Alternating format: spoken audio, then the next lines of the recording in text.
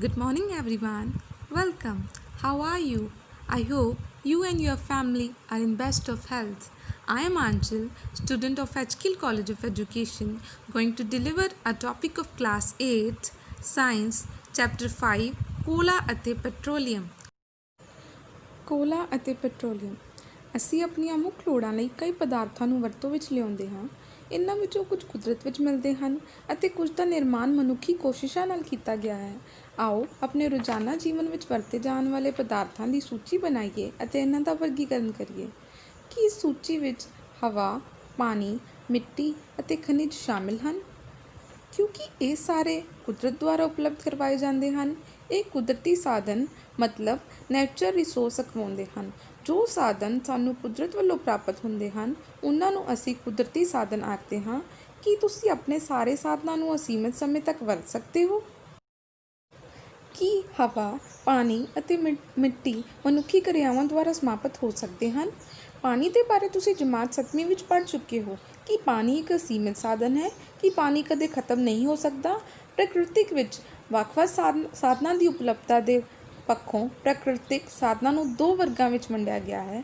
ਸਾਡੇ ਜਿਹੜੇ ਵੀ ਪ੍ਰਕਿਰਤੀ ਦੇ ਸਾਧਨ ਨੇ ਉਹਨਾਂ ਨੂੰ ਦੋ ਸਾਧਨਾਂ ਵਿੱਚ ਦੋ ਵਰਗਾਂ ਵਿੱਚ ਵੰਡਿਆ ਗਿਆ ਹੈ। ਪਹਿਲਾ ਵਰਗ ਹੈ ਨਾ ਸਮਾਪਤ ਹੋਣ ਵਾਲੇ ਕੁਦਰਤੀ ਸਾਧਨ ਅਤੇ ਦੂਜਾ ਵਰਗ ਹੈ ਸਮਾਪਤ ਹੋਣ ਵਾਲੇ ਕੁਦਰਤੀ ਸਾਧਨ। ਨਾ ਸਮਾਪਤ ਹੋਣ ਵਾਲੇ ਕੁਦਰਤੀ ਸਾਧਨ ਇਨਐਗਜ਼ੌਸਟੀਬਲ ਨੈਚੁਰਲ ਰਿਸੋਰਸਿਸ। ਇਹ ਸਾਧਨ ਕੁਦਰਤ ਵਿੱਚ ਅਸੀਮਿਤ ਮਾਤਰਾ ਵਿੱਚ ਮੌਜੂਦ ਹਨ ਅਤੇ ਮਨੁੱਖੀ ਕਿਰਿਆਵਾਂ ਨਾਲ ਸਮਾਪਤ ਹੋਣ ਵਾਲੇ ਨਹੀਂ ਹਨ। ਉਦਾਹਰਨ ਹਨ ਸੂਰਜ ਦਾ ਪ੍ਰਕਾਸ਼, ਹਵਾ ਆਦਿ। ਇਹ ਕਦੇ ਵੀ ਮਨੁੱਖੀ ਕਿਰਿਆਵਾਂ ਦੁਆਰਾ ਸਮਾਪਤ ਨਹੀਂ ਹੋ ਸਕਦੇ। ਸਮਾਪਤ ਹੋਣ ਵਾਲੇ ਕੁਦਰਤੀ ਸਾਧਨ ਭਾਵ ਕੁਦਰਤ ਵਿੱਚ ਇਹਨਾਂ ਸਾਧਨਾਂ ਦੀ ਮਾਤਰਾ ਸੀਮਿਤ ਹੈ।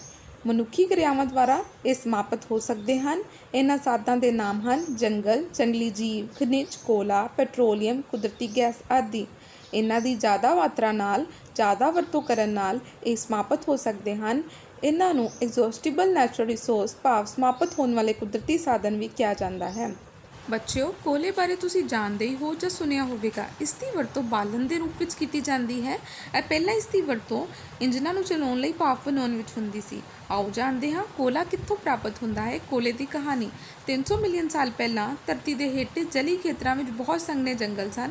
ਉਹ ਜੰਗਲ ਜਦੋਂ ਕੁਦਰਤੀ ਆਫਤਾਂ ਕਾਰਨ ਮਿੱਟੀ ਹੇਠਾਂ ਦਬ ਗਏ ਤਾਂ ਉਹ ਨਪੀੜਿਤ ਹੋ ਗਏ। ਜਿਵੇਂ ਜਿਵੇਂ ਉਹ ਡੂੰਘੇ ਹੁੰਦੇ ਗਏ ਤਾਪਮਾਨ ਵਧਣ ਕਾਰਨ ਉਹ ਕੋਲੇ ਵਿੱਚ ਪਰਿਵਰਤਿਤ ਹੋ ਗਏ। ਇਹ ਬਨਸਪਤੀ ਦੇ ਅਵਸ਼ੇਸ਼ਾਂ ਤੋਂ ਬਣਿਆ ਹੁੰਦਾ ਹੈ। ਇਸ ਕਰਕੇ ਕੋਲੇ ਨੂੰ ਫੋਸਿਲ ਬਾਲਣ ਵੀ ਕਹਿੰਦੇ ਹਨ। ਹਵਾ ਵਿੱਚ ਗਰਮ ਕਰਨ 'ਤੇ ਕੋਲਾ ਬਣਦਾ ਹੈ ਅਤੇ ਮੁੱਖ ਰੂਪ ਵਿੱਚ ਕਾਰਬਨ ਡਾਈਆਕਸਾਈਡ ਗੈਸ ਪੈਦਾ ਕਰਦਾ ਹੈ। ਉਦਯੋਗ ਵਿੱਚ ਕੋਲੇ 'ਤੇ ਪੰਜਣ ਦੁਆਰਾ ਕੁਝ ਲਾਭਦਾਇਕ ਉਪਜਾਂ ਪ੍ਰਾਪਤ ਕੀਤੀਆਂ ਜਾਂਦੀਆਂ ਹਨ ਜਿਵੇਂ ਕੋਕ, ਕੋਲਾ ਅਤੇ ਕੋਲਾ ਗੈਸ। ਕੋਕ ਇੱਕ ਕਠੋਰ ਪਦਾਰਥ ਹੁੰਦਾ ਹੈ। ਇਹ ਕਾਰਬਨ ਦਾ ਲਗਭਗ ਸ਼ੁੱਧ ਰੂਪ ਹੁੰਦਾ ਹੈ। ਆਓ ਜਾਣਦੇ ਹਾਂ ਕੋਲ ਤਾਰ ਦੇ ਬਾਰੇ। ਇਹ ਇੱਕ ਭੈੜੀ ਸੁਗੰਧ ਵਾਲਾ ਕਾਲਾ ਦਰਵ ਹੁੰਦਾ ਹੈ। ਇਹ ਲਗਭਗ 2000 ਪਦਾਰਥਾਂ ਦਾ ਮਿਸ਼ਰਣ ਹੁੰਦਾ ਹੈ। ਕੋਲਾ ਤਾਰ ਤੋਂ ਪ੍ਰਾਪਤ ਉਪਜਾਂ ਤੋਂ ਆਰੰਭਿਕ ਪਦਾਰਥਾਂ ਜਿਵੇਂ ਕਿ ਪਲਾਸਟਿਕ, ਪੇਂਟ, ਫੋਟੋਗ੍ਰਾਫੀ ਸਮੱਗਰੀ ਆਦਿ ਤਿਆਰ ਕੀਤੀ ਜਾਂਦੀ ਹੈ। ਕੋਲਾ ਗੈਸ ਦੇ ਪ੍ਰਕਰਮਨ ਦੁਆਰਾ ਕੋਕ ਬਣਾਉਂਦੇ ਸਮੇਂ ਇੱਕ ਕੋਲਾ ਗੈਸ ਪ੍ਰਾਪਤ ਕੀਤੀ ਜਾਂਦੀ ਹੈ। ਇਹ ਕੋਲਾ ਪ੍ਰਕਰਮਨ ਪਲਾਂਟ ਦੇ ਨੇੜੇ ਸਥਾਪਿਤ ਕਈ ਉਦਯੋਗਾਂ ਵਿੱਚ ਬਾਲਣ ਦੇ ਰੂਪ ਵਿੱਚ ਵਰਤੀ ਜਾਂਦੀ ਹੈ। ਬੱਚਿਓ, ਆਓ ਜਾਣਦੇ ਹਾਂ ਪੈਟਰੋਲੀਅਮ ਦੇ ਬਾਰੇ। ਕੀ ਤੁਸੀਂ ਜਾਣਦੇ ਹੋ ਕਿ ਬਾਲਣ ਦੇ ਰੂਪ ਵਿੱਚ ਪੈਟਰੋਲ ਦੀ ਵਰਤੋਂ ਸਿਰਫ ਹਲਕੇ ਚਲਿਤ ਵਾਹਨਾਂ ਜਿਵੇਂ ਮੋਟਰਸਾਈਕਲਾਂ, ਸਕੂਟਰਾਂ ਅਤੇ ਕਾਰਾਂ ਵਿੱਚ ਹੁੰਦੀ ਹੈ, ਪਰ ਭਾਰੀ ਮੋਟਰ ਵਾਹਨਾਂ ਜਿਵੇਂ ਟਰੱਕਾਂ ਅਤੇ ਟਰੈਕਟਰਾਂ ਨੂੰ ਚਲਾਉਣ ਲਈ ਡੀਜ਼ਲ ਦੀ ਵਰਤੋਂ ਕੀਤੀ ਜਾਂਦੀ ਹੈ। ਇਹ ਬਾਲਣ ਕੁਦਰਤੀ ਸਰੋਤਾਂ ਤੋਂ ਪ੍ਰਾਪਤ ਹੁੰਦੇ ਹਨ ਜਿਸ ਨੂੰ ਪੈਟਰੋਲੀਅਮ ਕਹਿੰਦੇ ਹਨ। ਪੈਟਰੋਲੀਅਮ ਸ਼ਬਦ ਕਿਵੇਂ ਬਣਿਆ? ਪੈਟਰੋਲੀਅਮ ਸ਼ਬਦ ਦੀ ਉਤਪਤੀ ਪੈਟਗ, ਪੱਥਰ ਅਤੇ ਐਲੂਮੀਨੀਅਮ ਤੇਲ ਤੋਂ ਹੋਈ ਹੈ ਕਿਉਂਕਿ ਇਹ ਜ਼ਮੀਨ ਦੇ ਨੀਚੇ ਦੇ ਪੱਥਰਾਂ ਵਿੱਚੋਂ ਕੱਢਿਆ ਜਾਂਦਾ ਹੈ। ਬੱਚਿਓ, ਕੀ ਤੁਸੀਂ ਜਾਣਦੇ ਹੋ ਪੈਟਰੋਲੀਅਮ ਕਿਵੇਂ ਬਣਦਾ ਹੈ? ਪੈਟਰੋਲੀਅਮ ਦਾ ਨਿਰਮਾਣ ਸਮੁੰਦਰ ਵਿੱਚ ਰਹਿਣ ਵਾਲੇ ਜੀਵਾਂ ਤੋਂ ਹੋਇਆ।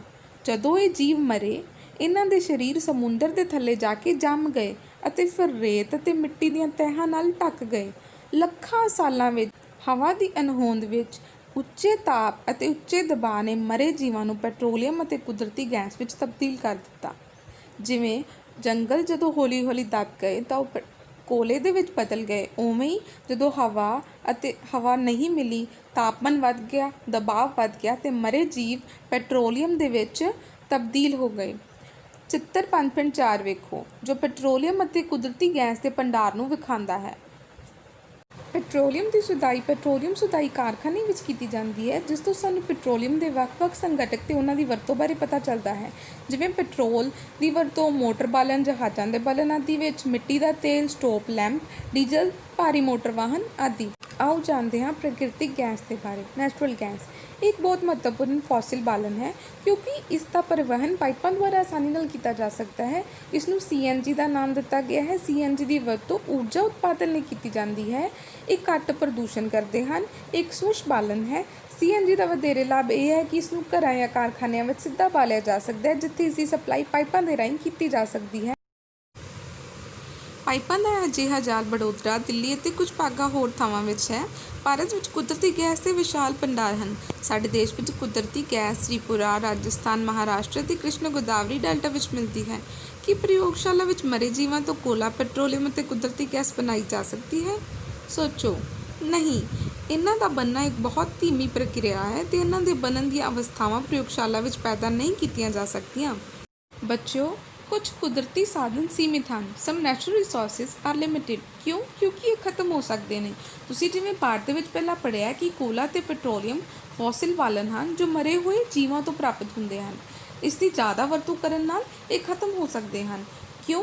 ਜੇ ਅਸੀਂ ਜ਼ਿਆਦਾ ਵਰਤੋਂ ਕਰਾਂਗੇ ਤਾਂ ਇੱਕ ਤਾਂ ਇਹ ਖਤਮ ਹੋ ਜਾਣਗੇ ਅਤੇ ਦੂਸਰੀਆਂ ਪੀੜ੍ਹੀਆਂ ਇਸ ਦੀ ਵਰਤੋਂ ਨਹੀਂ ਕਰ ਸਕਦੀਆਂ। ਇੱਕ ਗਲੋਬਲ ਵਾਰਮਿੰਗ ਜੋ ਸੰਬੰਧ ਵਿਸ਼ਵ ਦਾ ਤਾਪਮਾਨ ਹੈ ਉਹ ਵੱਧ ਸਕਦਾ ਹੈ।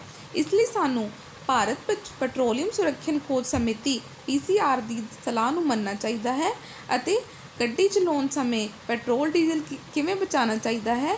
ਸਾਨੂੰ ਜਿੱਥੇ ਤੱਕ ਸੰਭਵ ਹੋ ਸਕੇ ਗੱਡੀ ਇੱਕ ਸਮਾਨ ਹੌਲੀ ਗਤੀ ਵਿੱਚ ਚਲਾਉਣੀ ਚਾਹੀਦੀ ਹੈ। ਟ੍ਰੈਫਿਕ ਲਾਈਟਾਂ 'ਤੇ ਇੰਤਜ਼ਾਰ ਕਰਨਾ ਹੋਵੇ, ਗੱਡੀ ਦਾ ਇੰਜਨ ਬੰਦ ਕਰ ਦੇਣਾ ਚਾਹੀਦਾ ਹੈ। ਟਾਇਰਾਂ ਵਿੱਚ ਦਬਾਅ ਸਹੀ ਰੱਖਣਾ ਚਾਹੀਦਾ ਹੈ ਅਤੇ ਗੱਡੀ ਦੀ ਨਿਯਮਿਤ ਸਾਂਭ ਸੰਭਾਲ ਸੁਨਿਸ਼ਚਿਤ ਕਰਨੀ ਚਾਹੀਦੀ ਹੈ। ਮੈਨੂੰ ਉਮੀਦ ਹੈ ਤੁਹਾਨੂੰ ਇਹ ਪਾਠ ਸਮਝ ਆਇਆ ਹੋਵੇਗਾ। Thank you for watching. Stay home, stay safe, stay healthy.